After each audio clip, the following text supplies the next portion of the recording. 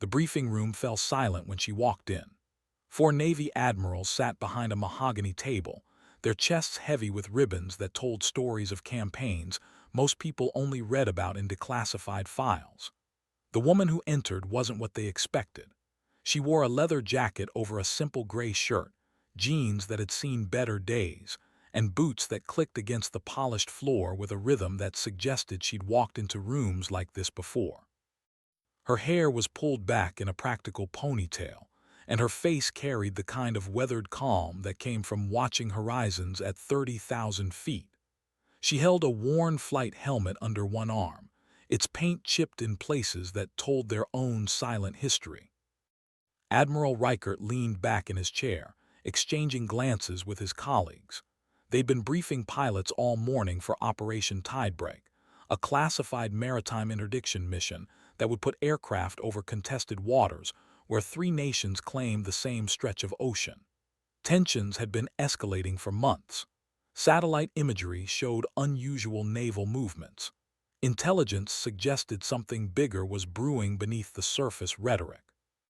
They needed experienced pilots, people who could think under pressure, who understood that split-second decisions at Mach speeds could prevent or trigger international incidents. "Ms. Cade," Reichert began, his tone carrying that particular blend of formality and condescension reserved for civilians who wandered into military spaces. "Your file says you flew combat missions, private contractor work in the Gulf, some escort duty over the Strait, impressive for independent operations." Kestrel Cade said nothing. She simply placed her helmet on the table between them. The admirals could see it now up close. The paint was faded blue-gray, scratched from countless missions, but there beneath the wear were markings, small silhouettes, not the kind pilots painted for show. "We're assembling a task force," Admiral Chen continued, leafing through papers that contained information they'd already memorized. "High-risk environment, multinational complications. We've got Navy pilots, of course, but we're supplementing with experienced contractors for surveillance runs. Your flying credentials check out, but this isn't cargo hauling." "I'm aware," Kestrel said. Her voice was steady, neither defensive nor eager. Admiral Vance, the youngest of the four, leaned forward with a smile that didn't quite reach his eyes. "Before we go further, there's something we always like to know." He glanced at the others, and Kestrel caught the ghost of a smirk. "Every pilot we've ever respected had a call sign that meant something. The Navy gave us ours, but you contractors, you folks get creative, so humor us." He gestured at her helmet. "What's your call sign?" She could see it in their faces. They thought this would be entertainment before the real conversation began. Four decorated admirals asking a contractor pilot about her nickname, expecting something cute or self-aggrandizing.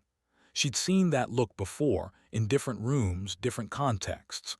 The look that said they'd already decided who she was before she opened her mouth. Kestrel picked up her helmet, turned it slowly so they could see the markings etched into the composite material. Her fingers traced over letters worn smooth by gloves and time. "Phantom Valor," she said quietly. The smirk vanished from Vance's face. Admiral Reichert's eyes narrowed. Chen stopped pretending to read his papers. The fourth Admiral, Morrison, who hadn't spoken yet, leaned forward with sudden intensity. "That's not possible," Morrison said, his voice dropping to something almost reverent. Phantom Valor was a legend in the Gulf theater, ghost flights that appeared on radar for 30 seconds before vanishing. The pilot who pulled 3 down crews out of hostile territory in a single night using a civilian cargo plane that shouldn't have been capable of the maneuvers reported. Phantom Valor disappeared 7 years ago after a classified incident over the Red Sea. Kestrel set the helmet back down, meeting Morrison's gaze with quiet certainty. "The incident wasn't classified. It was buried. There's a difference." The briefing room's fluorescent lights hummed in the silence that followed. Outside, through reinforced windows, she could see the flight line where F-18s sat in neat rows, their canopies reflecting the afternoon sun like closed eyes.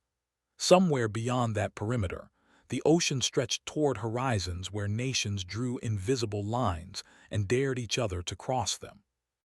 Admiral Reichert cleared his throat, but the condescension was gone from his voice. Walk us through it, not the official report. What actually happened that night? Kestrel's jaw tightened almost imperceptibly. She'd known this moment would come eventually, when the past stopped being rumor and became testimony. I was flying medical supply runs between carriers and forward operating bases, unofficial routes, the kind of missions that didn't appear in logs because officially they weren't happening. We were supporting operations that didn't exist in places where we officially weren't present. She paused, and in that pause, the admirals could hear what she wasn't saying. The wars within wars. The missions flown by pilots who would never receive medals, because acknowledging the missions would mean acknowledging the operations themselves. That night, I got a distress call on an emergency frequency. A Navy Seahawk had gone down in territory controlled by insurgents who'd gotten their hands on surface-to-air missiles that shouldn't have been in their possession. 4 crew members. The rescue package was still hours out. By the time official assets could penetrate that airspace with proper support, those 4 would have been dead or captured. Admiral Chen's fingers drummed once against the table, then stopped.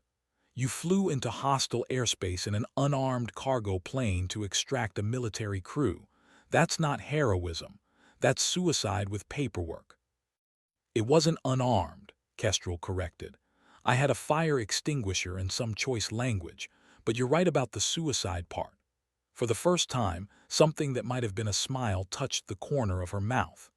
The cargo plane was a modified C-27J light transport, good maneuverability for its size. I'd been working with a maintenance crew that liked to experiment. We'd stripped weight, upgraded engines, added some modifications that would have voided every warranty and regulation in existence. Modifications, Vance repeated carefully.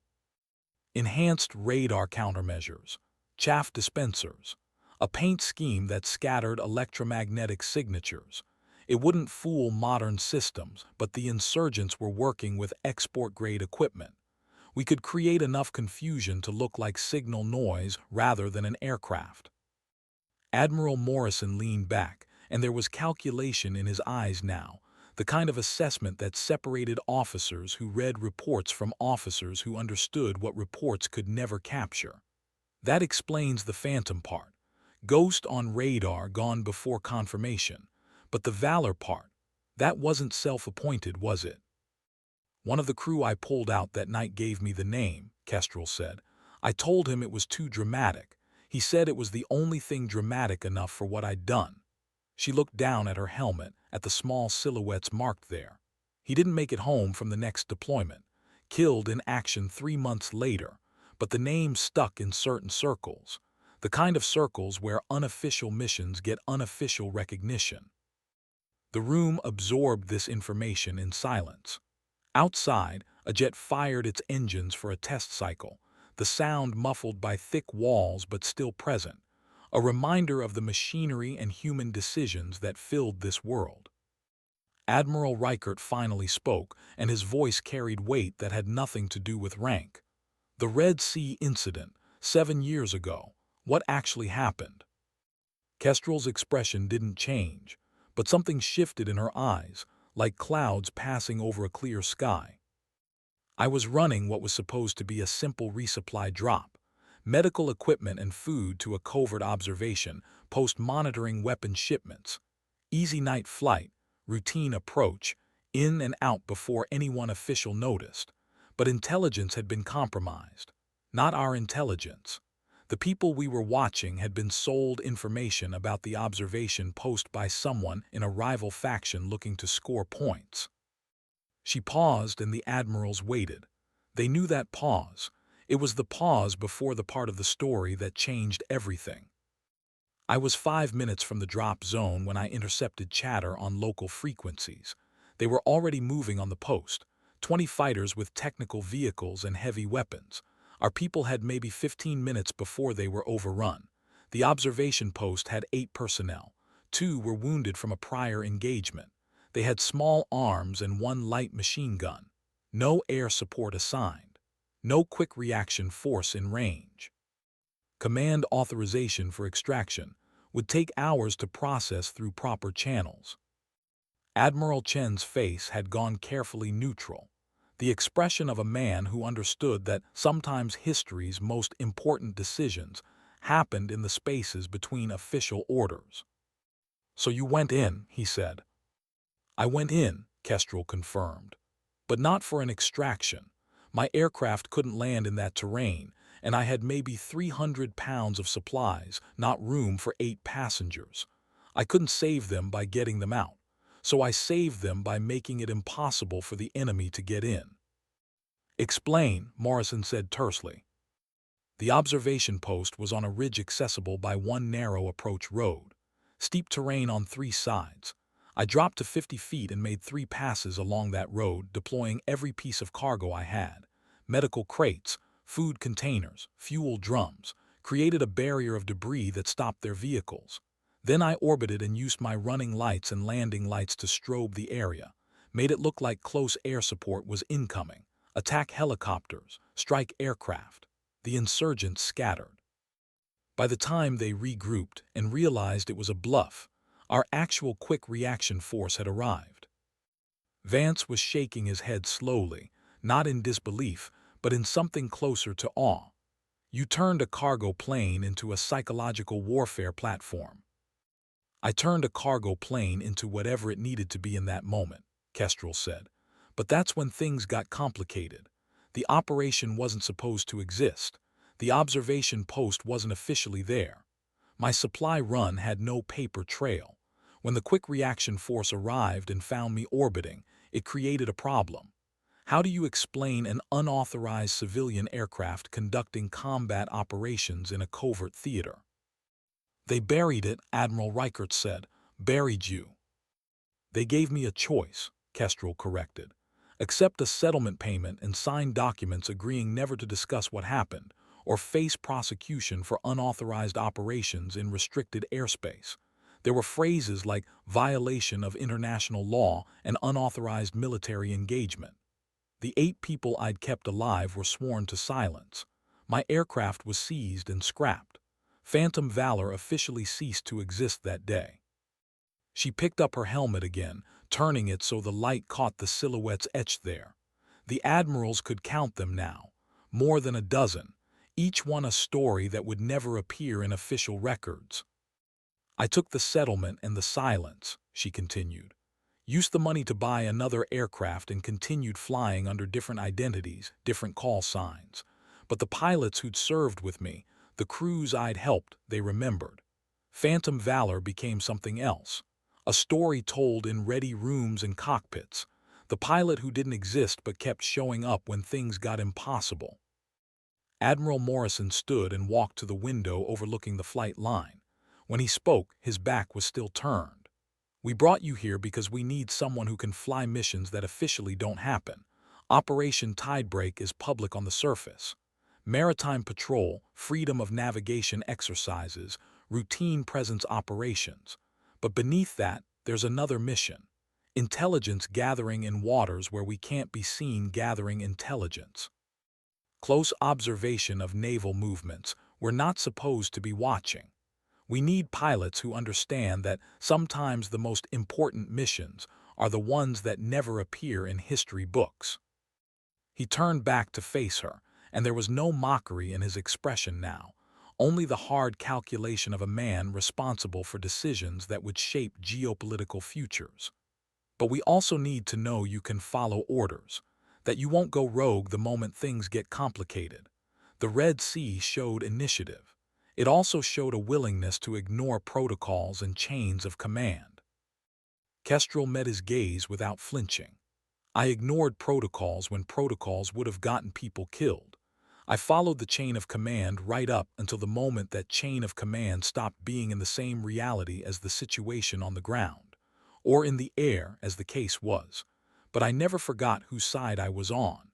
I never compromised operational security beyond what was necessary to complete the mission, and everyone I pulled out came home alive." "Except they didn't," Vance said quietly. You mentioned one of them didn't make it home from his next deployment. The silence that followed was different now. Heavier. The weight of memory and loss that connected everyone who'd ever sent people into harm's way or gone themselves. No, Kestrel agreed. He didn't. Lieutenant Marcus Reeves, helicopter pilot. He survived the Red Sea, survived being pinned down under fire while I improvised overhead. Went home, kissed his wife, met his daughter who'd been born while he was deployed. 3 months later, his Seahawk was shot down during a rescue mission. He died trying to save people the same way someone had saved him. She set the helmet down with careful precision, as if it weighed far more than its physical mass. That's what you need to understand about me. I don't fly these missions for adventure or money or even because I'm good at it. I fly them because the alternative is living in a world where people like Marcus Reeves don't get the chance to come home, don't get to meet their daughters, don't get 3 more months with the people they love. So yes, I can follow orders. But if your orders ever contradict that purpose, we're going to have a problem. The four admirals exchanged looks that spoke volumes without words. They'd asked their question. They'd gotten their answer. Now came the hard part, deciding whether that answer was what they needed. Admiral Reichert broke the silence. Operation Tidebreak launches in 72 hours. The official mission involves surveillance flights along international maritime boundaries in the South China Sea. Multiple nations are claiming overlapping territorial waters, fishing rights, oil exploration, the usual geopolitical chess game played with ships and aircraft instead of pieces on a board. He pulled out a folder marked with classification warnings and slid it across the table. Kestrel didn't reach for it yet. The unofficial mission, Reichert continued, involves tracking a specific naval vessel, a research ship registered to a civilian corporation but displaying unusual capabilities and following patterns that suggest military intelligence gathering. We need eyes on that vessel. We need to know what it's really doing out there. And we need that information without creating an international incident. Why me? Kestrel asked. You've got Navy pilots who can fly these missions, people with current clearances and official backing. Admiral Chen answered this time, his voice carrying a tired pragmatism. Because if one of our Navy pilots gets into trouble, it becomes a diplomatic crisis. If a contractor pilot operating on the margins of official channels has problems, well, that's unfortunate but deniable. You're an asset we can use precisely because you exist in that gray space between official operations and independent action. You want deniability, Kestrel said flatly. We want flexibility, Morrison corrected. We want someone who understands that sometimes the mission is more important than the recognition. Someone who's already proven they can operate in spaces where the rules get complicated. Kestrel finally reached for the folder, opening it to reveal satellite imagery, naval positions, mission parameters written in the careful language of people who knew their words might someday be scrutinized by oversight committees and international tribunals. She studied the documents with the focused attention of a pilot reading pre-flight checklists, knowing that missing one detail could mean the difference between routine operation and catastrophic failure. What's the aircraft? She asked. Modified P-8 Poseidon, Vance said. Maritime patrol craft. Long range, sophisticated sensor suite, and most importantly for your purposes, common enough in these operations that one more won't trigger immediate suspicion. We've made some additions to the electronic warfare capabilities. Enhanced countermeasures. Better communication systems. If you need to get creative, you'll have tools. Kestrel looked up from the folder, and there was something in her expression that the admirals couldn't quite read. Not fear, not excitement, something closer to recognition. You're sending me to play ghost again, she said. Orbit the margins, gather intelligence, stay invisible until invisibility becomes impossible, then improvise until the situation stabilizes or I extract, all while officially not being part of any naval operation. That's an accurate summary, Reichert admitted. She closed the folder and stood, picking up her helmet. The admirals waited, knowing that for all their rank and authority, the decision ultimately belonged to the pilot who would be alone in the cockpit when things got complicated. "I'll need access to the aircraft for a full systems check," Kestrel said. "I want to meet the maintenance crew and understand what modifications have been made. I want current intelligence briefings on all naval movements in the operational area, not just the target vessel. And I want direct communication access to this room. If I'm out there making split-second decisions that could trigger international incidents, I need to be able to reach people who understand the bigger picture." "Agreed," Morrison said immediately. "You'll have everything you need." Kestrel nodded once, then turned toward the door. She was halfway there when Admiral Vance spoke again.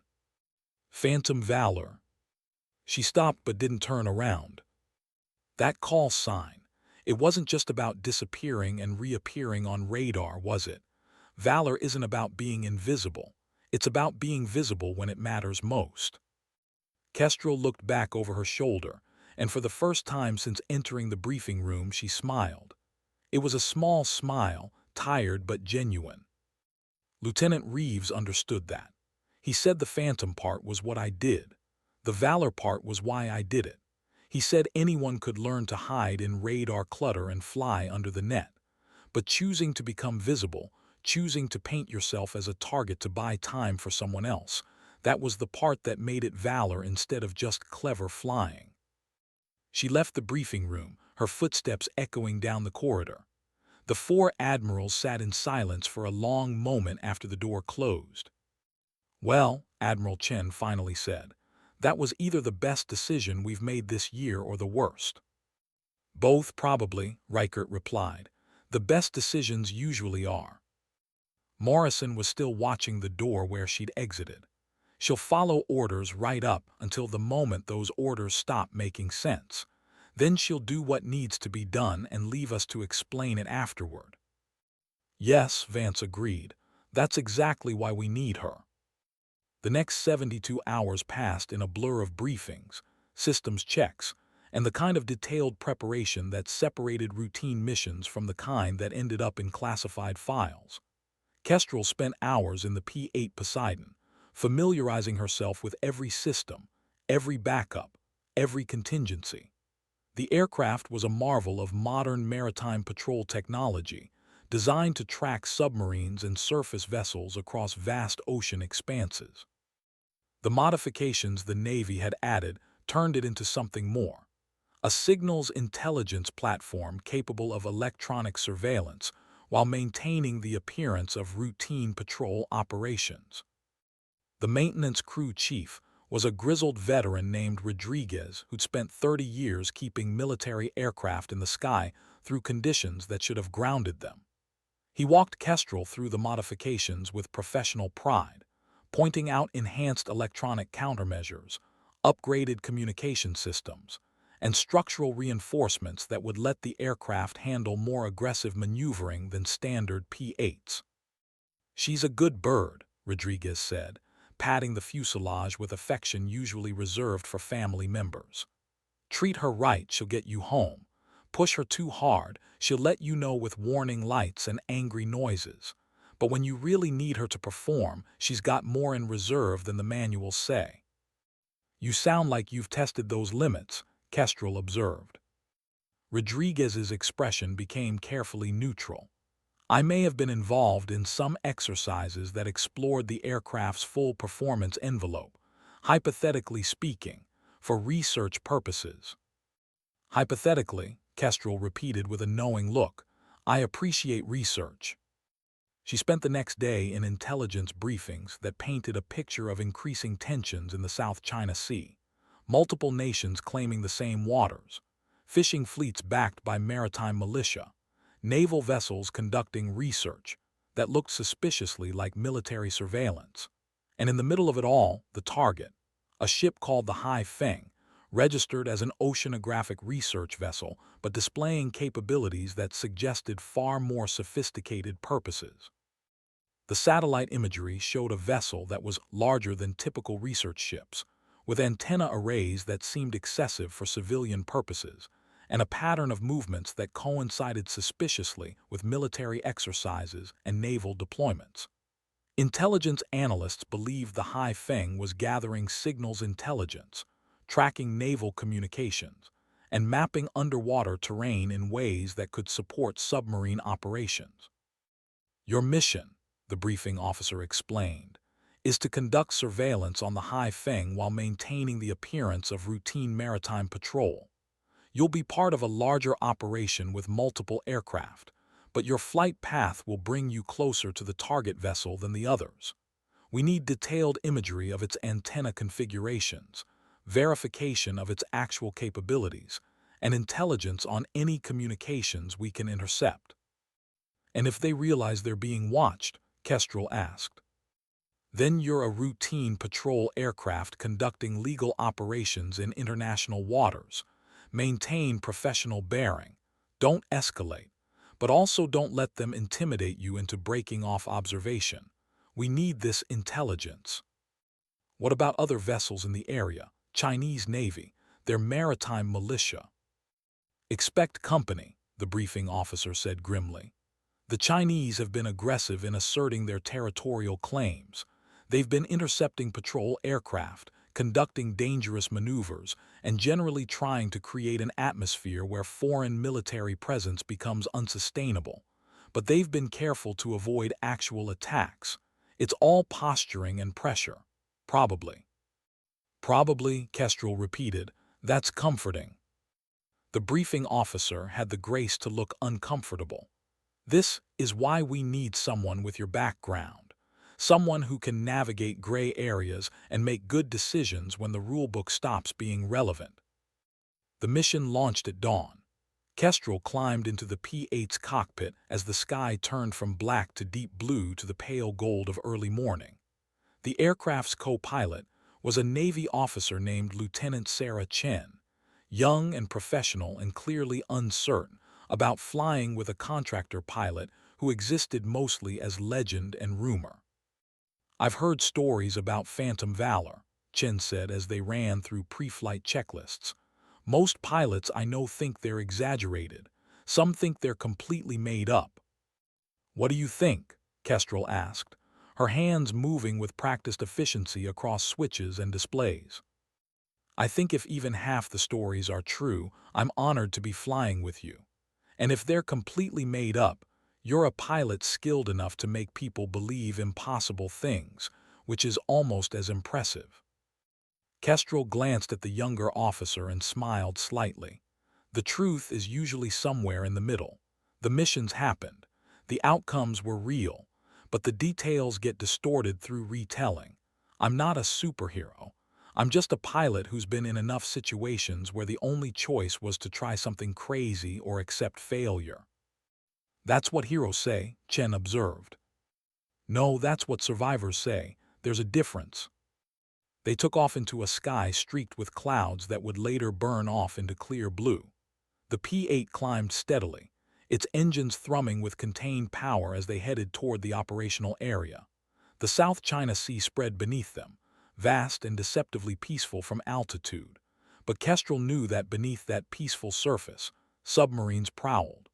On that surface, naval vessels positioned themselves in careful configurations that balanced deterrence with the appearance of routine operations. And above it all, aircraft from multiple nations watched each other, measured each other, calculated what the other side would do if things escalated from posturing to actual conflict. The radio crackled with traffic as they entered the operational area. Multiple aircraft checking in, reporting positions, coordinating the complex dance of maritime patrol. Kestrel listened to the chatter with the focused attention of a pilot who understood that sometimes the most important information came from what wasn't being said, from gaps in communication and subtle changes in routine protocols. Phantom Valor, this is Overwatch, a voice said on their secure channel. We have you on scope. Target vessel is at bearing 270, range 80 nautical miles. Current course indicates they're heading toward the western boundary of disputed waters. Your flight path should bring you within observation range in approximately 30 minutes. Copy Overwatch, Kestrel replied, proceeding as planned. She adjusted their course slightly, setting up an approach that would look routine on radar but would bring them close enough to the High Feng for detailed observation. The P-8 sensor suite was already active, gathering electromagnetic data, listening to radio frequencies, painting a picture of the electronic environment that would later be analyzed by intelligence specialists. Chen was monitoring the tactical display, watching as contacts appeared and updated. "We've got company," she said. "Chinese Maritime Patrol aircraft bearing 090, range 50 nautical miles and closing. Looks like a Y9 variant." "They're checking us out," Kestrel said. "Standard procedure. They'll close to visual range, take some pictures, make sure we know they're watching. Let them come. We're not doing anything we wouldn't do if the High Feng wasn't out here." But as the minutes passed, something felt wrong. The approaching aircraft's trajectory wasn't quite right for a routine intercept. It was angling to put itself between the P-8 and the target vessel, positioning to block their approach. "Phantom Valor, Overwatch. Be advised, we're seeing additional contacts. 2 more aircraft departing from Hainan Island. Could be nothing. Could be they're taking extra interest in your activities." "Copy," Kestrel said, her tone neutral but her mind racing through calculations. Multiple aircraft responding to a single patrol plane suggested either heightened alert status or specific interest in preventing observation of the High Feng. "Chen, what's our fuel status?" "Good for another 4 hours on station, plus reserves." "All right, we're going to play this carefully. Continue current heading. Let them intercept. We'll see what they want." The Y9 closed rapidly, its crew clearly skilled at aggressive intercepts designed to send messages. Through the cockpit windows, Kestrel could see it approach, a large turboprop aircraft painted in the gray and white of Chinese Maritime Patrol. It positioned itself off their wing, close enough that she could see the crew members photographing them, close enough that any sudden maneuver would risk collision. The radio crackled. "Unidentified aircraft. This is Chinese People's Liberation Army Navy aircraft. You are operating near sovereign Chinese territory.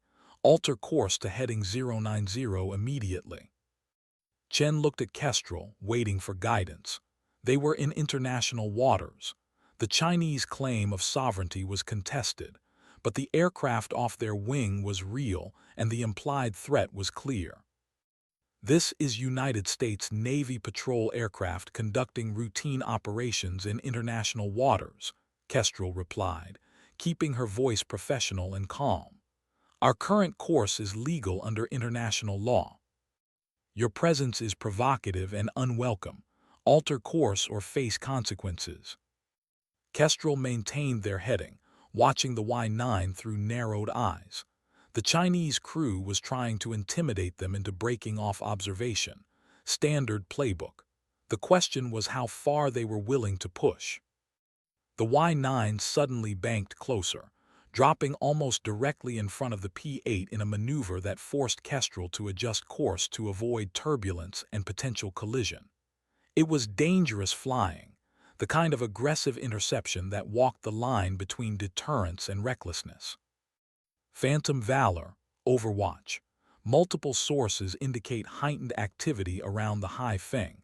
Recommend you assess whether observation is worth the escalation." Kestrel's hands were steady on the controls, but her mind was analyzing multiple factors simultaneously. The mission was important, the intelligence needed, but pushing too hard could trigger an incident that would have repercussions far beyond this single flight.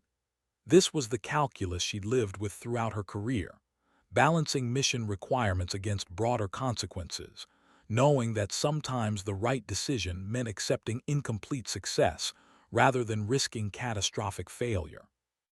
"Overwatch, Phantom Valor. I'm going to make one more pass to complete observation objectives. If they continue aggressive intercepts, I'll break off and establish patrol pattern at safe distance." "Copy, Phantom Valor, your discretion." She adjusted course, angling to pass within sensor range of the High Feng while keeping distance from the intercepting Y-9. The Chinese aircraft matched her maneuver, again positioning itself between the P-8 and the target vessel. But this time, Kestrel was ready.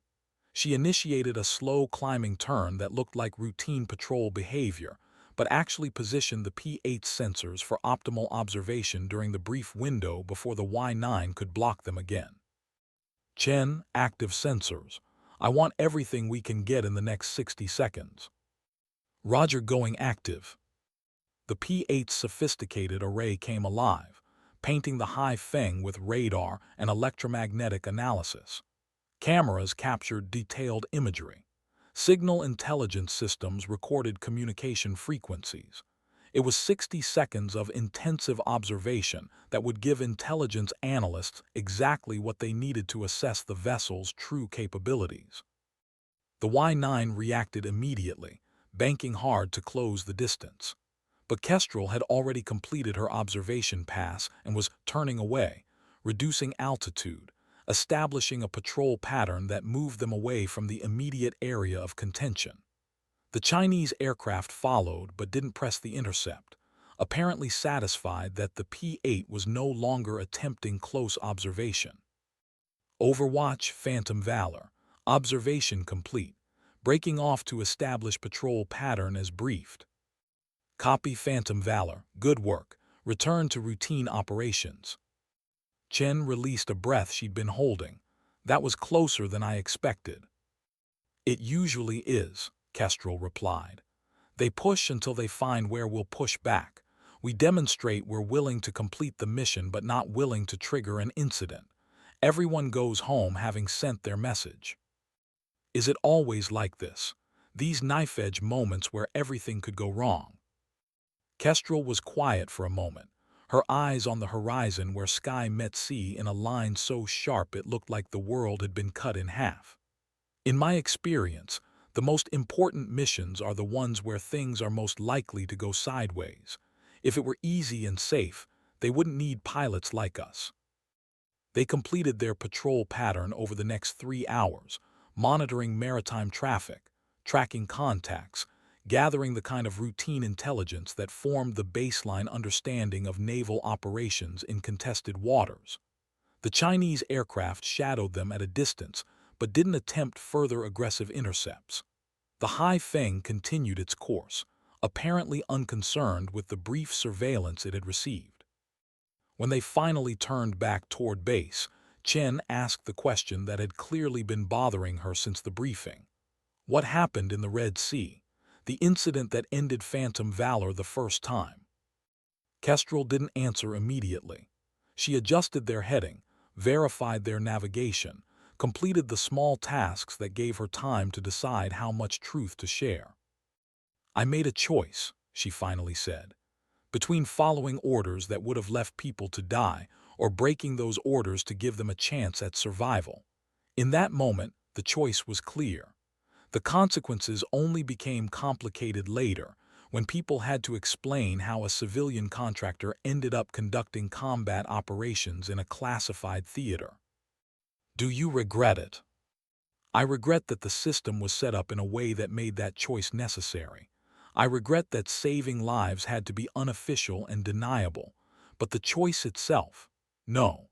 Lieutenant Reeves met his daughter because of that choice. The 7 other people who came home got to see their families again. Whatever price I paid for that, it was worth it. Chen was quiet, processing this. When she spoke again, her voice carried something new. Not the uncertainty of a junior officer flying with a legendary contractor, but the respect of one professional for another. Thank you for telling me that. And for what it's worth, I'm glad they brought Phantom Valor back for this mission. It's never really been gone, Kestrel said softly. It's just been waiting for the next time someone needed a pilot who understood that sometimes the most important thing isn't following the rules. It's understanding what the rules are trying to protect, and being willing to protect that even when the rules stop making sense. They landed as the sun was setting, painting the sky in shades of orange and purple that seemed too beautiful for a day spent navigating international tensions and potential conflicts. Rodriguez and his crew were waiting on the flight line, ready to service the aircraft and hear the debrief that would determine what maintenance or modifications might be needed for future missions. Admiral Morrison was there too, standing apart from the maintenance crew with the bearing of someone who'd been waiting for important news. As Kestrel climbed down from the aircraft, he approached with an expression that was carefully neutral. "Well," he asked simply. "Mission complete," Kestrel replied. "We got what you needed. The Chinese weren't happy about it, but we managed the situation without escalation. I've been monitoring radio traffic and getting reports from the other aircraft. They say you handled the intercept perfectly, completed objectives while avoiding incident. That's what you brought me here to do." Morrison studied her for a long moment, and something in his expression shifted. The calculation was still there, the careful assessment of assets and capabilities. But there was something else now too. The beginning of trust, the recognition that this contractor pilot with her worn helmet and unofficial call sign might be exactly what operations like Tidebreak needed. "There's going to be more missions," he said. "The tensions out there aren't decreasing. If anything, they're escalating. Nations are testing boundaries, measuring responses, calculating what they can get away with. We need pilots who can operate in that environment without making things worse." "I'm available," Kestrel said, "as long as the missions align with why I fly." "To bring people home," Morrison said, remembering her earlier words. "To make sure the people who go out there have the best chance of coming back. Whether that's gathering intelligence that prevents conflicts, or conducting surveillance that keeps tensions from turning into shooting wars, or just being present in places where presence matters. That's what Phantom Valor means to me now. Not just ghost flights and impossible rescues, but being the pilot who shows up when showing up makes a difference." Morrison nodded slowly, and when he spoke again, there was something that might have been approval in his voice. "Report to Briefing Room 03 at 0800 tomorrow. We're planning follow-up missions, and I want you involved in the planning phase this time. If we're going to keep sending you into these situations, you deserve input into how the missions are structured." He walked away, leaving Kestrel standing on the flight line with her helmet under her arm and the last light of sunset painting long shadows across the tarmac. Chen approached, having finished her own post-flight duties. "Buy you a drink," the younger officer offered. "There's a bar near base where pilots gather. I think some people would like to hear from Phantom Valor herself rather than just the stories." Kestrel hesitated, then smiled.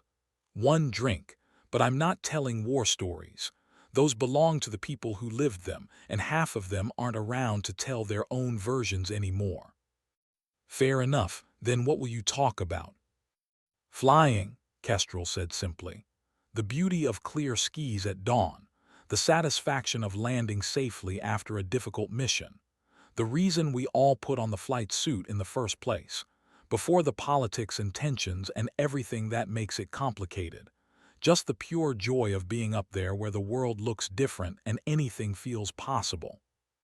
They walked toward the parking area, two pilots bound by the shared experience of watching horizons from 30,000 feet, of making decisions that could change the course of events, of understanding that sometimes the most heroic thing was simply doing the job well when doing it well mattered most.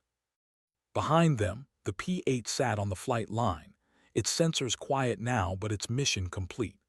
And somewhere in the South China Sea, naval vessels continued their slow dance of deterrence and display, unaware that they'd been watched by Phantom Valor, the pilot who existed in the margins of official operations and the center of the missions that mattered most.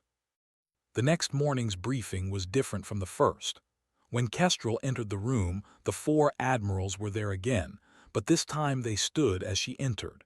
It was a small gesture, but one that spoke volumes about how her status had changed. She was no longer the contractor they were testing.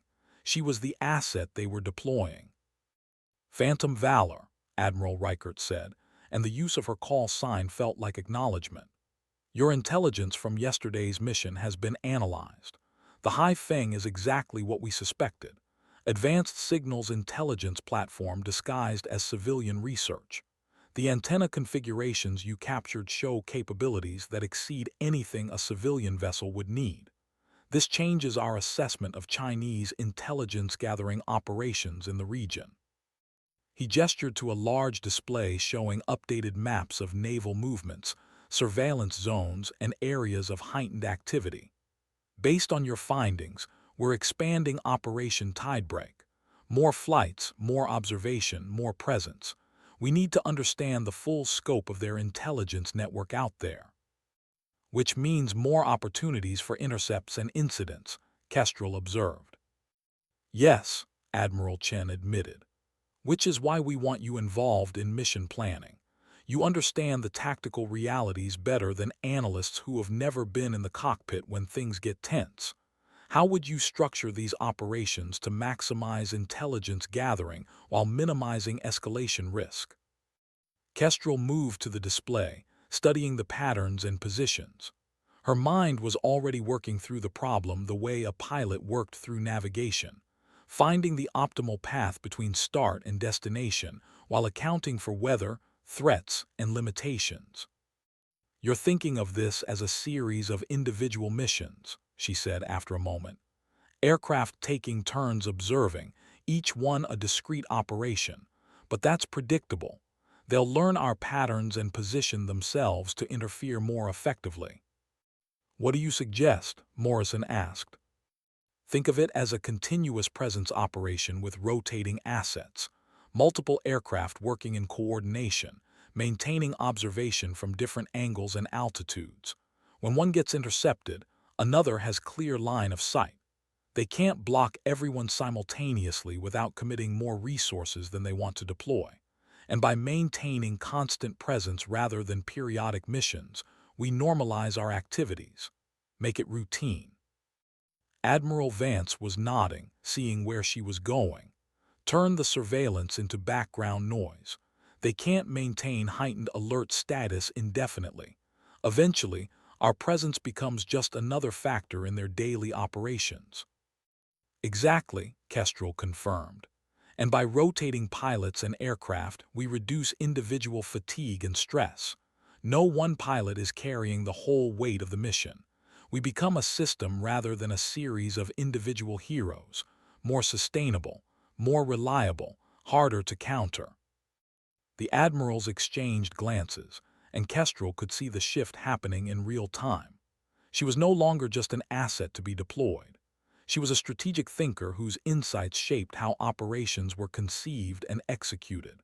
Phantom Valor was becoming something larger than a single pilot with a legendary call sign. It was becoming a philosophy of how to operate in gray spaces where official presence met unofficial realities. Implement it, Reichert decided. Draw up rotation schedules. Coordinate with the other pilots. You'll have operational authority to adjust tactics as situations develop. Report directly to us if you see patterns or threats that require higher-level decision-making. Understood, Kestrel said. Then, because she'd learned that the most important questions were often the ones people didn't want to ask. What happens when the Chinese stop treating this as posturing and start treating it as a genuine threat? When intercepts become more than just aggressive flying? The room went quiet. It was the question everyone had been avoiding, the scenario that kept strategic planners awake at night, the moment when careful deterrence collapsed into actual conflict. Admiral Morrison finally answered, and his voice carried the weight of someone who'd thought deeply about worst-case scenarios. Then we rely on pilots like you to make good decisions in impossible moments, to understand when to push back and when to de-escalate, to recognize the difference between defending your mission and triggering a war. It's not fair to put that weight on individual pilots, but that's the reality of operating in these environments. I understand, Kestrel said quietly. I've carried that weight before. We know, Chen said. That's why you're here.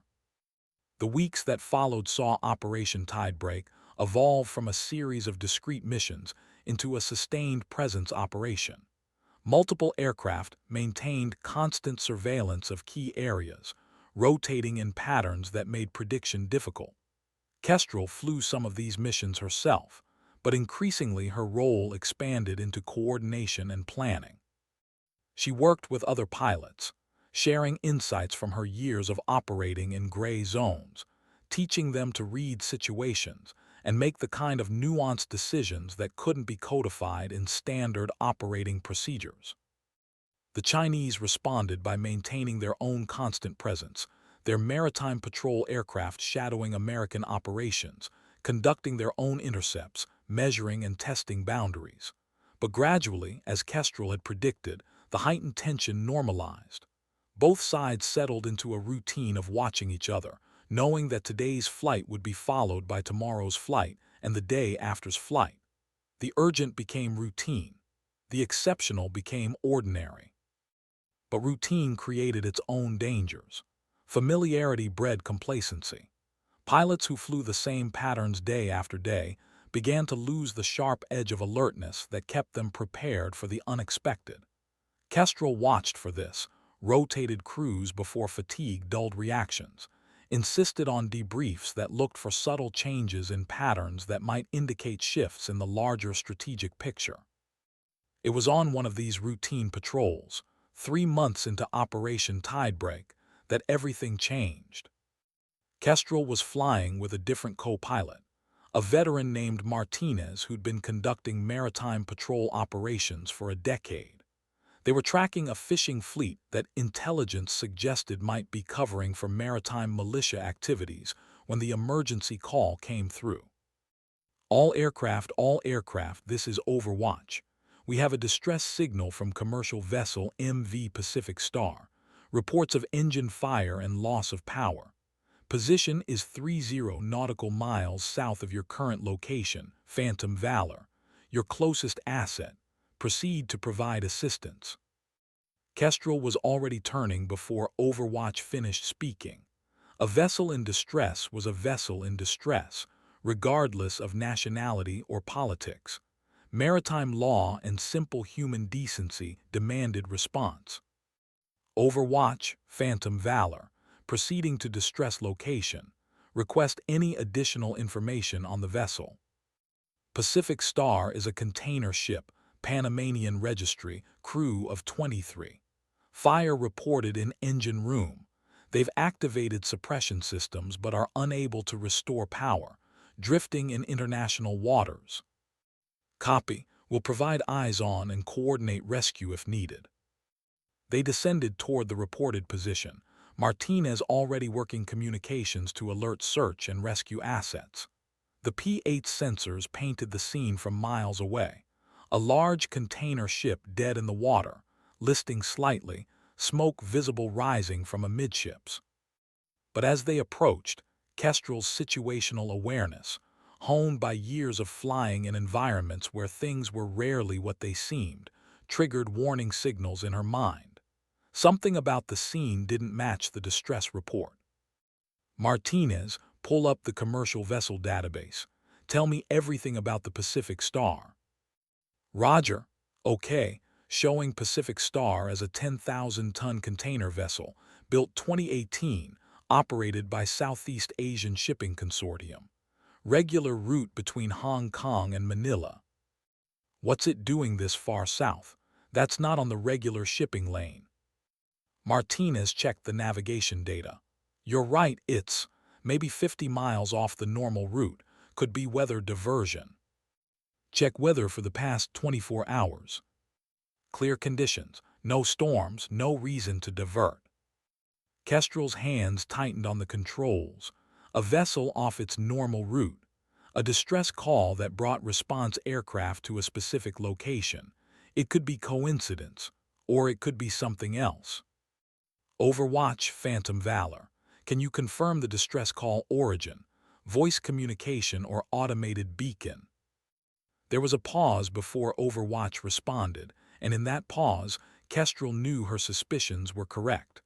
Automated beacon only. No voice communication established with the vessel. Run a background check on the Pacific Star. Full intelligence workup.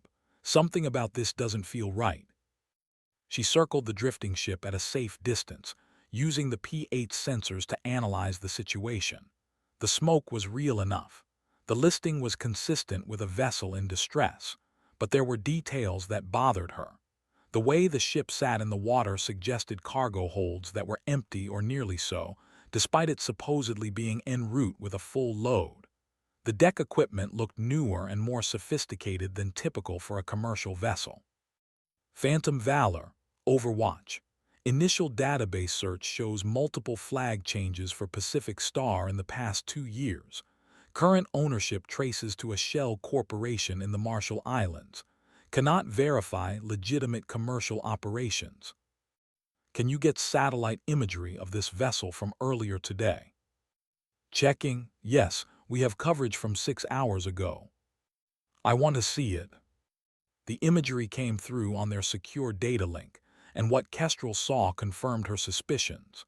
6 hours ago, the Pacific Star had been making good speed, no signs of distress, heading directly toward the current location rather than following normal shipping lanes. This wasn't a vessel that encountered problems. This was a vessel that deliberately positioned itself and then activated a distress beacon. Overwatch, I think this is a trap. Someone wanted to draw response aircraft to this location. For what purpose? Unknown, but I'm not staying to find out. She banked away from the drifting ship, climbing back to safer altitude. Martinez, passive sensors only. I want to know what else is out here. The P-8's sophisticated electronic warfare suite began painting a picture of the electromagnetic environment, and what it showed made Kestrel's pulse quicken. Multiple radar sources were active in the area. Not commercial navigation radars, but military-grade systems. Fire control radars. The kind that guided weapons. Overwatch, Phantom Valor. We have multiple active radar sources. Possible threat environment. Recommend all response assets maintain distance until situation is clarified. Copy, Phantom Valor. Coast Guard cutter was en route but is being advised to hold position. Martinez was staring at the tactical display with wide eyes. If this is a trap, what's the objective? Shoot down a patrol aircraft. That would trigger a war, Kestrel said. So probably not that. More likely they wanted to test response times, measure our reaction patterns, see what assets we commit to search and rescue. Intelligence gathering disguised as humanitarian crisis. But even as she said it, something else occurred to her. The timing of this operation, 3 months into Operation Tidebreak. The location, in an area they'd been frequently patrolling. The sophistication required to set up a fake distress scenario and coordinate it with military-grade radar systems. This isn't just intelligence gathering, she said slowly. It's a message. They're showing us they can create situations that force our response, that they can manipulate where we fly and when. It's psychological warfare. So what do we do? Kestrel thought about the Red Sea, about the observation post and the choice between following protocols and doing what needed to be done. This was different. No lives were immediately at risk. The distress call was fake, but there was still a mission here, still an opportunity to gather intelligence and send their own message back. We document everything, she decided. Every radar source, every electronic signature. We map the entire operation they've set up here. Then we leave and we let them know we know exactly what they tried to do. And when they realize we weren't fooled, weren't manipulated, weren't intimidated, they'll understand that Phantom Valor isn't just a call sign. It's a reminder that we can see through their games. They spent the next hour conducting detailed surveillance of the entire area. The P-8 sensors capturing information that would later be analyzed by intelligence specialists looking for patterns and capabilities. The Chinese shadowing aircraft that had been absent earlier suddenly appeared, probably alerted when Kestrel broke off from the distress location, instead of committing fully to rescue operations. The radio crackled with the now familiar challenge. United States aircraft, you are operating in sensitive area. Depart immediately. Kestrel keyed her microphone, and when she spoke, her voice was calm and absolutely certain. This is Phantom Valor. We are conducting surveillance of a suspected false distress scenario in international waters. We have documented all radar systems and electronic signatures in this area. We will depart when our mission is complete. The silence that followed was telling. She'd called out their operation explicitly, made clear that the trap hadn't worked, demonstrated that American patrol aircraft couldn't be easily manipulated or intimidated. When the Chinese aircraft finally responded, the tone had shifted, less aggressive, more cautious. Acknowledge your transmission. This area is complex, many activities. Suggest you complete observation and maintain safe distance. It wasn't an admission, but it wasn't another threat either. It was recognition that the game had been played and both sides understood the score. Overwatch, Phantom Valor. Mission complete. Returning to base with full documentation of suspected false flag operation. Roger, Phantom Valor. Admiral Morrison requests you report directly to him upon landing. The debriefing lasted hours. Kestrel walked the admirals and intelligence analysts through everything she'd observed. Every decision point, every reason for suspecting the distress call was manufactured. The satellite imagery and signal intelligence she'd gathered painted a clear picture of a sophisticated operation designed to test and manipulate American response patterns. They're adapting, Admiral Chen said grimly, moving beyond simple intercepts and posturing, creating scenarios that force us to make choices between humanitarian response and strategic caution. It's clever, Morrison admitted. In a single operation, they gathered intelligence on our search and rescue response times, tested whether we could recognize a false flag scenario, and sent a message about their capabilities. If we'd fallen for it completely, they'd have propaganda about American aircraft surrounding a vessel in distress.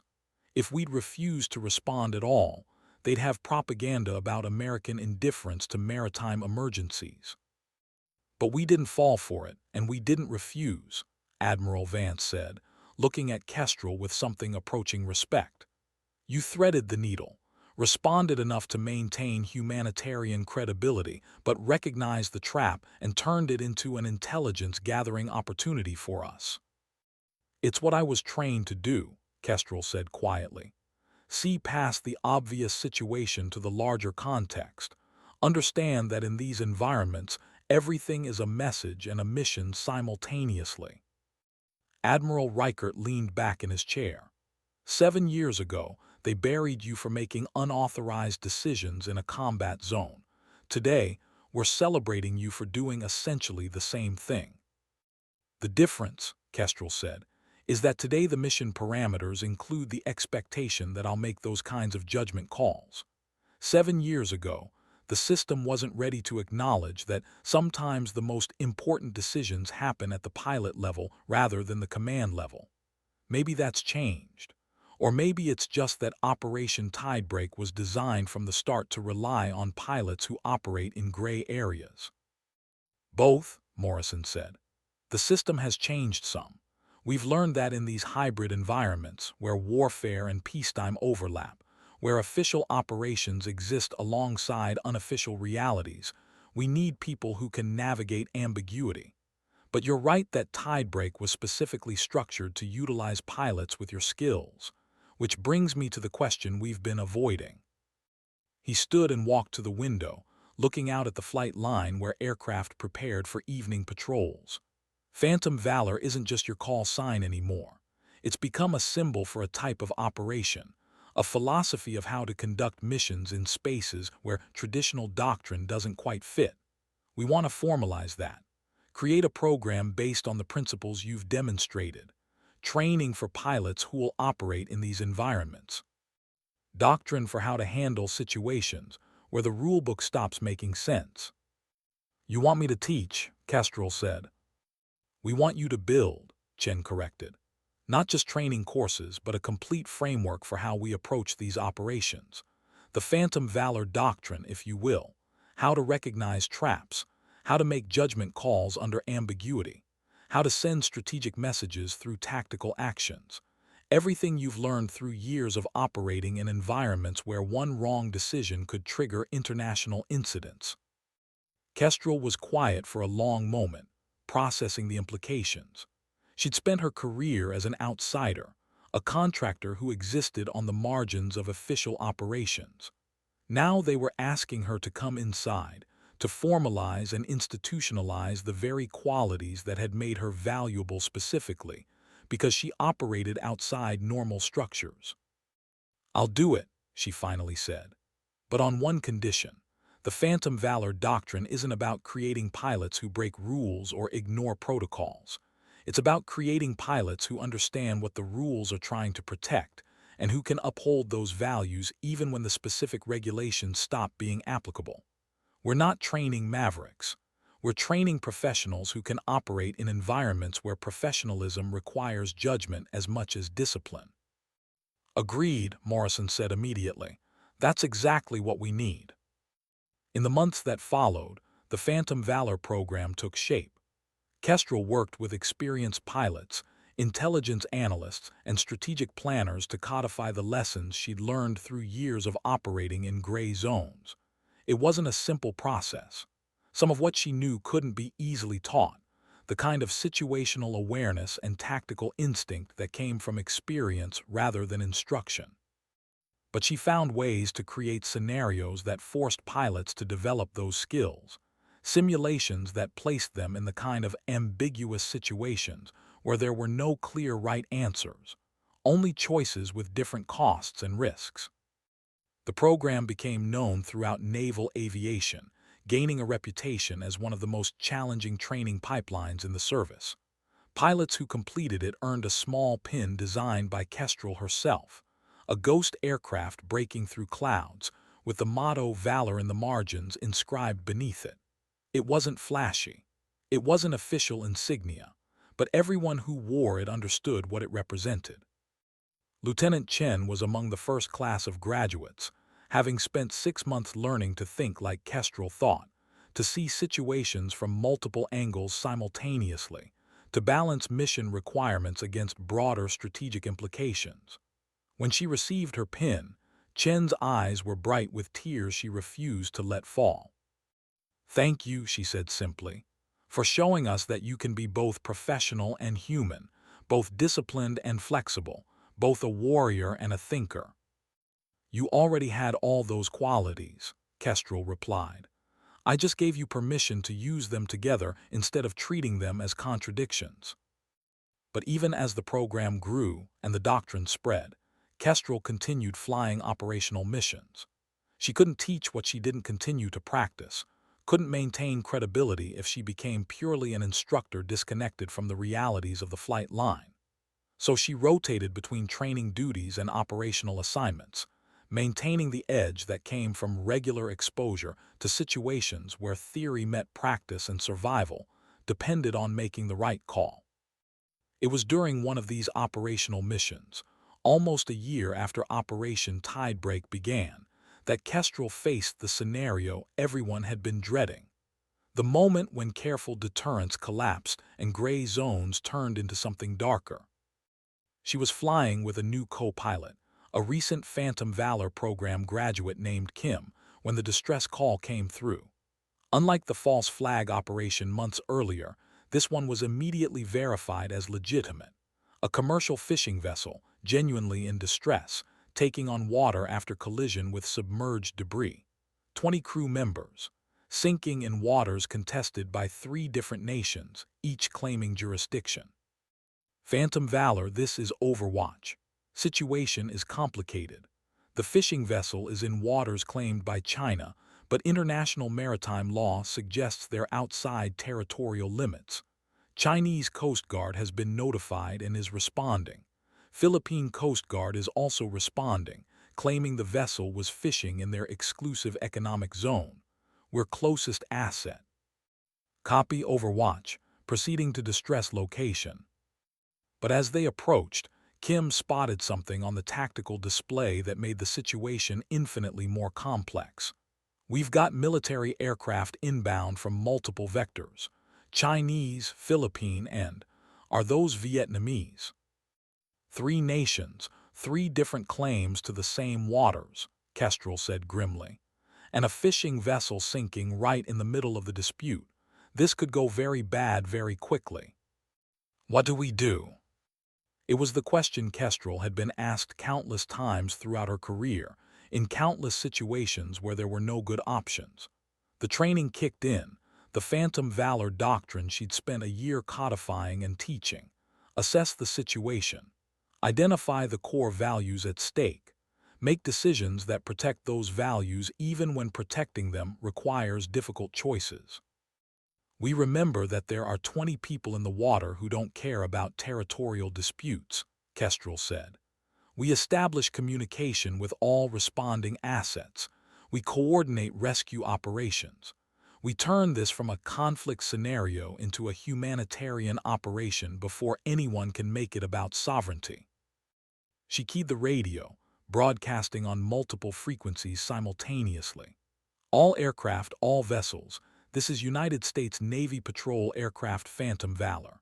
We are coordinating rescue operations for fishing vessel in distress. 20 souls in water. Request all assets focus on preservation of human life. We will establish orbital pattern to maintain situation awareness and provide communication relay. The responses came quickly, in multiple languages, each nation's assets asserting their right to conduct rescue operations in their claimed waters. But underneath the territorial posturing, Kestrel could hear something else. Relief. Everyone involved had been afraid this would become a confrontation. She'd given them an alternative, a way to frame the situation that made cooperation possible without anyone having to back down from their sovereignty claims. Chinese Coast Guard vessel, this is Phantom Valor. You are closest to survivors. Recommend you proceed with rescue operations. We will coordinate with air assets to provide search coverage. Philippine vessel, this is Phantom Valor. Chinese vessel is conducting rescue. Recommend you establish position to provide medical support once survivors are recovered. Vietnamese aircraft, this is Phantom Valor. Request you maintain high orbit and provide wide area search for any survivors who drifted from main group. It could have failed.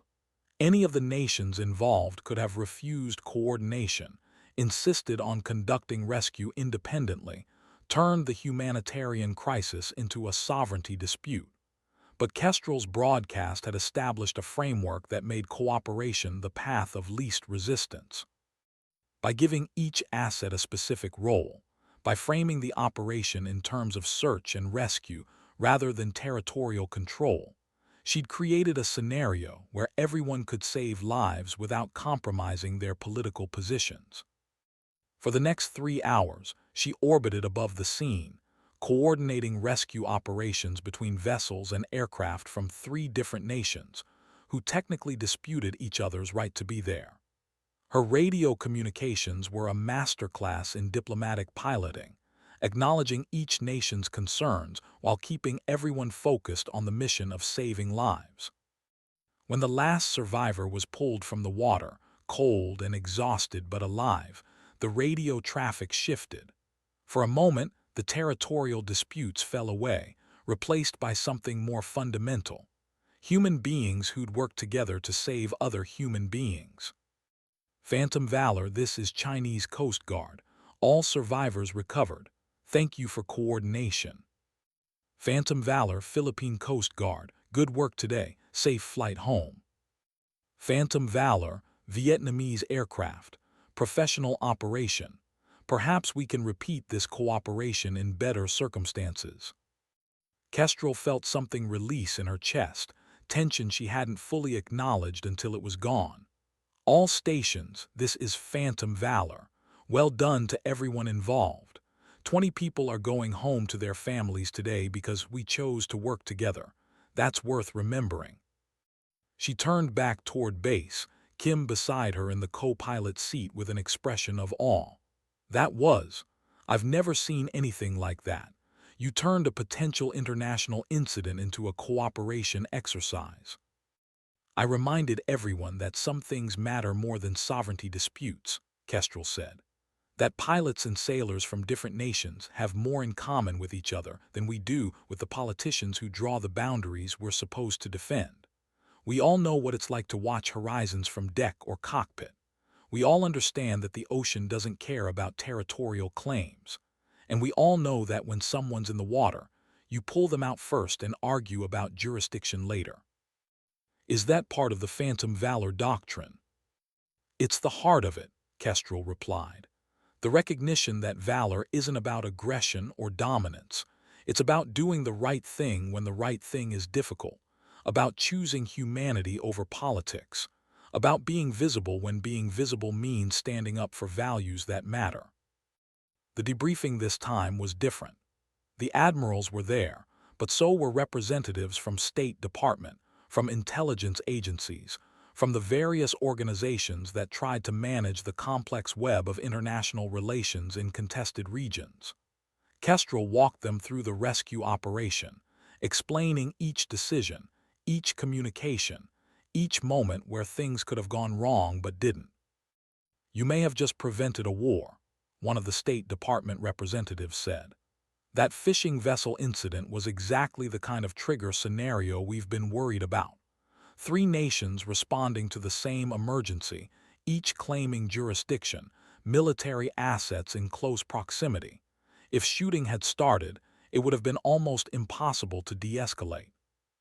"I didn't prevent anything," Kestrel said. "I just gave everyone a reason to choose cooperation over confrontation. The people on the ground, in the aircraft, and on the vessels, they're the ones who made the right choice. I just made that choice a little easier." Admiral Morrison stood, and there was something in his expression that Kestrel couldn't quite read. Pride, maybe, or recognition, or perhaps just the satisfaction of seeing a long-term investment pay off in ways that exceeded expectations. "Captain Cade," he said, and it took Kestrel a moment to process the title. She wasn't a captain. She was a contractor, a civilian pilot with a legendary call sign but no official rank. Morrison saw her confusion and smiled slightly. "We've been discussing this for months. The Phantom Valor program has proven valuable beyond initial projections. Your operational contributions have directly influenced strategic planning, and your actions today probably prevented an international crisis. It's time we stopped pretending you're just a contractor operating on the margins. We'd like to offer you a commission. Not just participation, but actual command authority over the expanded program." "You want me in uniform," Kestrel said slowly. "We want you official," Chen corrected, "with the rank and authority to match your responsibilities. No more operating in gray zones between military and civilian status. No more wondering whether your decisions will be supported or buried depending on political convenience. You'd be inside the system, with all the protections and responsibilities that entails." Kestrel looked at her worn flight helmet sitting on the briefing table. Phantom Valor etched into its surface by years of missions that officially never happened. She thought about Lieutenant Reeves, who'd given her the call sign and then died 3 months after she'd saved him. She thought about all the pilots she'd trained, all the missions she'd coordinated, all the moments where operating in gray zones had been necessary precisely because the official system couldn't acknowledge what needed to be done. "No," she said quietly. The room went still. Admiral Vance leaned forward, his expression carefully neutral. "Can you explain your reasoning?" "Phantom Valor works because it exists in the margins," Kestrel said. "Because it's not constrained by official protocols and chains of command. The moment you give me a rank and put me inside the formal structure, you lose the flexibility that makes the program valuable. I become just another officer, subject to all the rules and restrictions that make it hard to operate in gray zones. And gray zones are where the most important work happens." "But you'd have protection," Morrison argued. "Official backing, resources." "I'd have bureaucracy," Kestrel countered. "Oversight committees, regulations about what I can and can't teach, what operations I can and can't fly. You brought me in specifically because I could do things official military pilots couldn't do. Making me official would eliminate exactly what makes me valuable." Admiral Reichert had been quiet throughout this exchange, but now he spoke, and his voice carried the weight of experience. "She's right. The Red Sea incident taught us that some operations require people who exist outside the formal structure. We can support Phantom Valor, fund it, integrate it into our planning. But the moment we fully incorporate it into the military structure, we lose what makes it special." "So what do you propose?" the State Department representative asked. "She operates indefinitely as a contractor. That's sustainable." "It's more than sustainable," Chen said. "It's optimal. We maintain the official presence operations with traditional military assets. But Phantom Valor remains the shadow doctrine, the capability we deploy when situations require more flexibility than formal protocols allow. It's not about creating a rogue element. It's about acknowledging that sometimes the most valuable assets are the ones that don't fit neatly into organizational charts." The debate continued for another hour, arguments flowing back and forth about accountability and authority, risk and reward, precedent and innovation. But ultimately, the decision came back to Kestrel herself. What did she want? What could she live with? "I'll stay as I am," she finally said. "Operating in the margins, teaching the doctrine, flying the missions that need someone who can think outside official parameters. But with one addition. I want formal protocols for how the program interfaces with command structure, clear lines of communication, defined parameters for when Phantom Valor gets deployed and when traditional assets are more appropriate. I'll stay in the gray zones, but I want those gray zones mapped so everyone understands what we're doing and why." "Agreed," Morrison said immediately.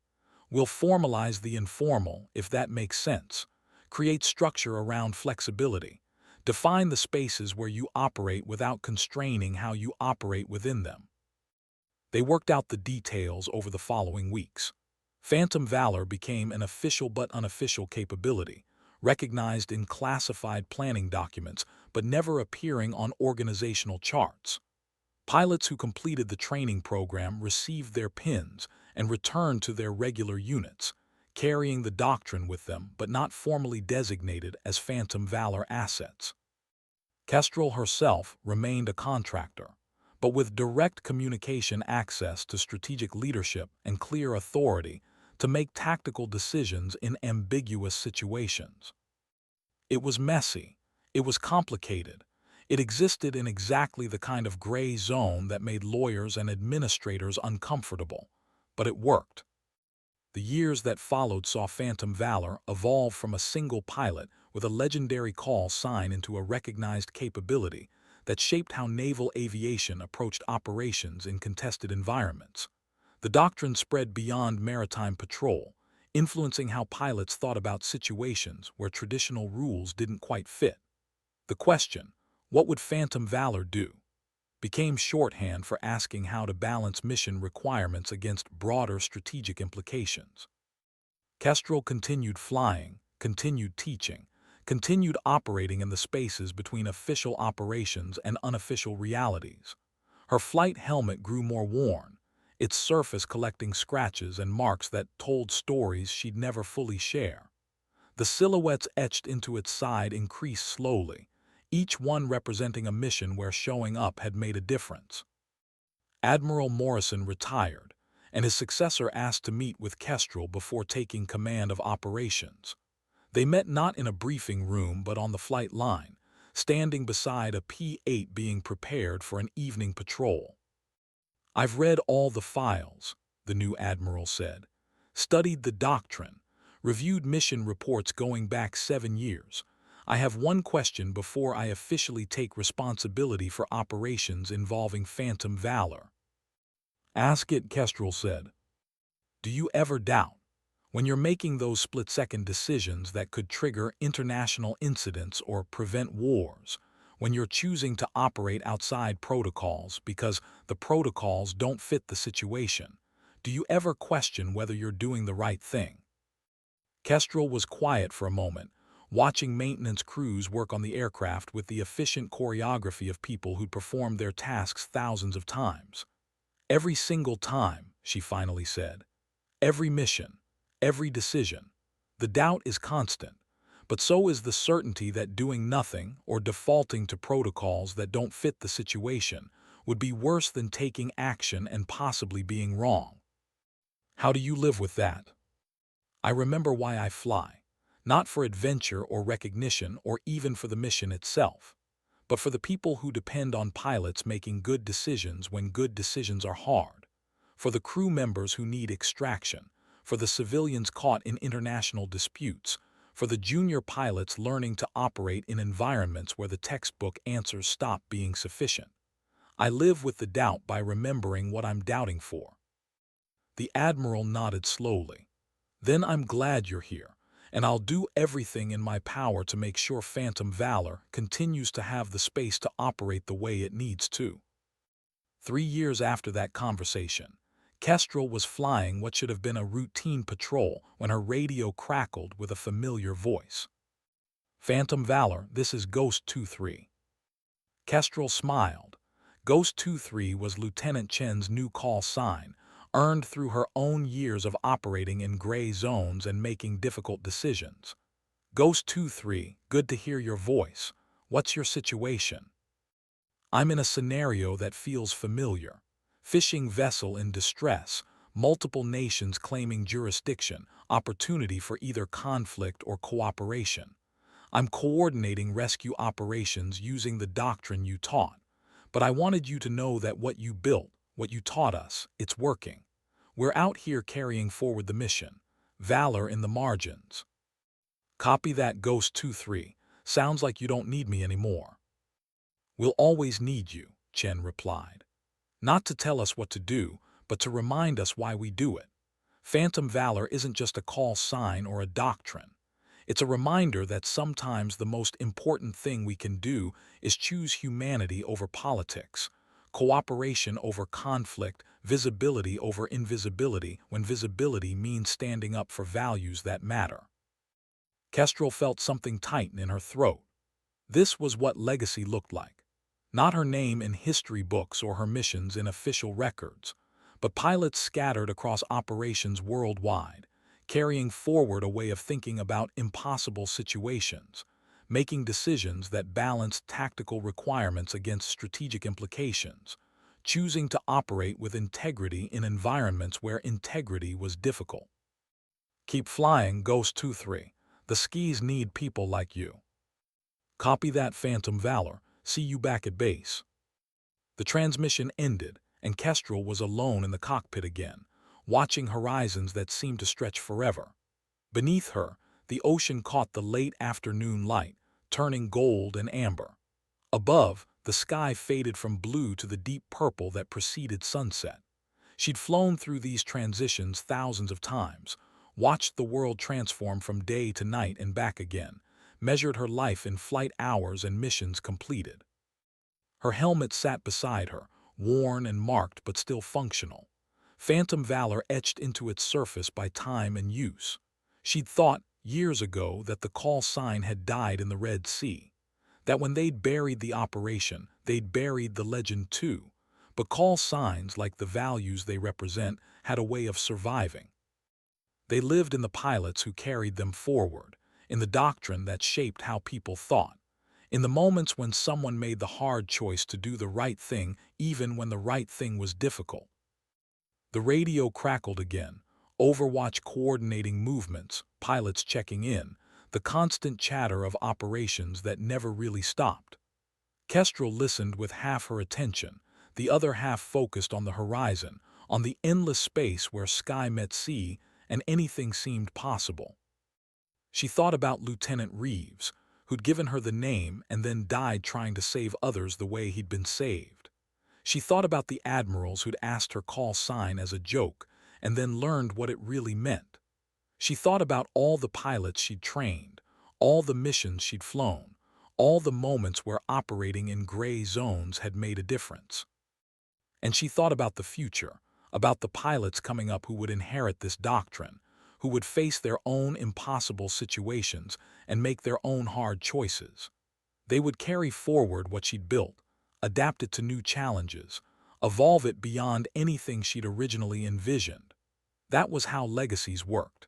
Not as fixed monuments, but as living traditions that grew and changed while maintaining their core purpose.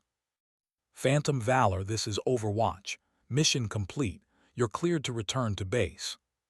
Copy Overwatch, returning to base. She turned the aircraft toward home, toward the runway where Rodriguez and his crew would be waiting, where debriefings and planning sessions and all the machinery of operations would continue. But for these few minutes, flying through the transition from day to night, she allowed herself to simply be present in the moment. A pilot at the controls. Sky above, ocean below. The pure simplicity of flight before it became complicated by missions and doctrine and the weight of decisions. The sun touched the horizon, painting the world in shades that seemed too perfect to be real. But they were real. Just as her missions had been real, her choices had been real, her impact had been real. Not always visible, not always acknowledged, but real nonetheless. Phantom Valor. The call sign that had started as a legend, become a philosophy, and finally transformed into a legacy that would outlast any single pilot. It existed in the margins, in the gray zones, in the spaces where traditional doctrine stopped being sufficient and human judgment became essential. She'd operated in those margins for years, taught others to do the same, built a framework that acknowledged ambiguity while maintaining integrity. And now, watching the sunset paint the sky in impossible colors, she understood that this was enough, more than enough. The future would bring new challenges, new situations that required pilots who could think in gray zones and make decisions that balanced mission against morality. But those pilots existed now. She'd trained them, given them tools and confidence and permission to trust their judgment when judgment was all they had. Her work wasn't finished. It would never be finished. But it was established, sustainable, capable of continuing without her constant presence. The doctrine would evolve, the program would grow, and somewhere in contested waters or disputed airspace, pilots would make difficult decisions guided by the principles she'd spent years codifying. Valor in the margins, not the flashy heroism of charging into battle, but the quiet courage of making right choices when right choices were hard, of choosing humanity over politics, of being visible when visibility meant standing up for values worth defending. The runway lights appeared ahead, guiding her home. Kestrel adjusted her approach, ran through landing checklists with the automatic precision of countless previous landings. The wheels touched down smoothly, the aircraft settling onto the tarmac with barely a bump. She taxied to the flight line, engines spooling down, systems securing. Rodriguez was there, as always, ready with his clipboard and his assessment of what the aircraft needed.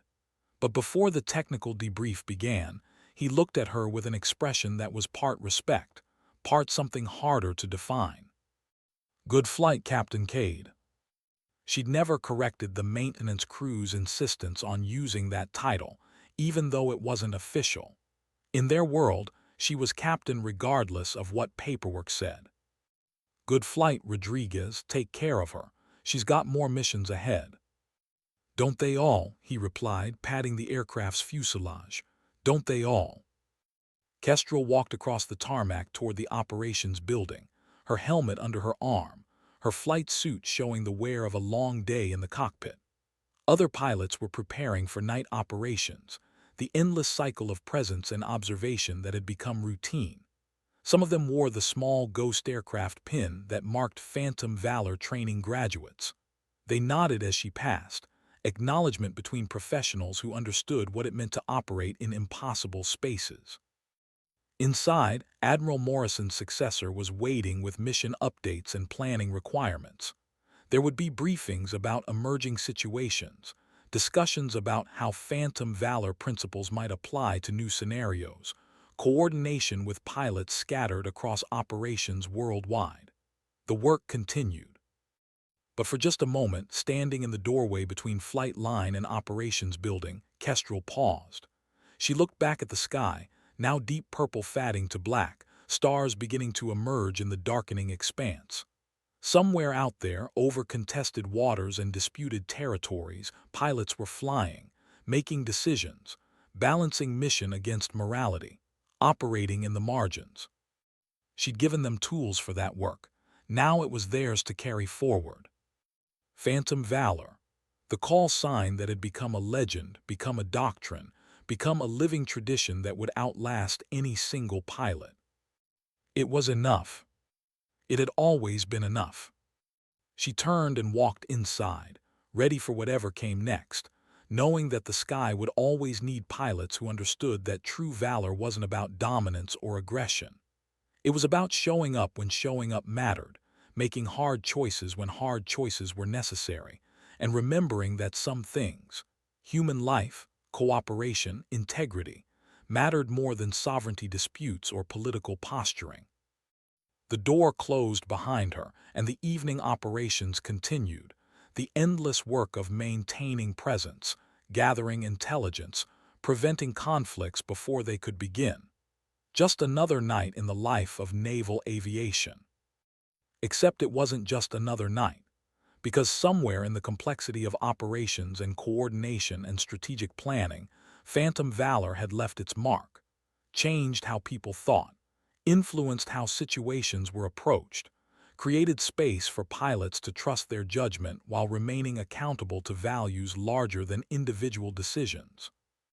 That was legacy, not monuments or medals or official recognition, but the quiet influence that shaped how thousands of people approached impossible situations, year after year, mission after mission. The call sign would endure, the doctrine would evolve, the pilots would continue making difficult choices in gray zones worldwide. And somewhere, when the situation was impossible and the rules didn't fit, and someone needed to make a judgment call that balanced tactical necessity against strategic implications, they would ask themselves, what would Phantom Valor do? The answer would guide them home.